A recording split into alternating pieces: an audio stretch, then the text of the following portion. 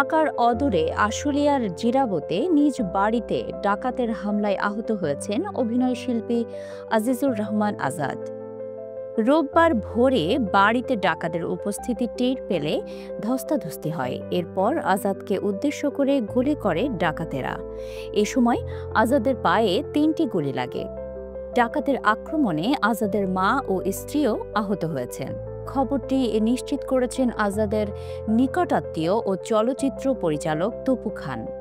২০১৬ সালে তপু খানের প্রাক্তন নাটকের মধ্য দিয়ে অভিনয়ে পথ চলা শুরু আজাদের। এরপর গত ৯ বছরে ২ শতাধিক নাটকে অভিনয় করেছেন তিনি। ২০২৩ সালে মুক্তি পাওয়া লিডার আমি বাংলাদেশ চলচ্চিত্রেও অভিনয় করেছেন আজাদ। চরিত্রাভিনেতা হিসেবে বিভিন্ন নাটকে দেখা যায় অভিনেতা আজাদকে। অভিনয়শিল্পী আজাদের আহত হওয়ার খবর শুনে পরিচালক কাজল আরিফিন অমি ফেসবুকে লিখেছেন, আমরা নিরাপত্তা চাই, আল্লাহ রহম করো, দেশে শান্তি দাও, আইন শৃঙ্খলা বাহিনীর প্রতি অনুরোধ, আপনারা দয়া করে জাগ্রত হন।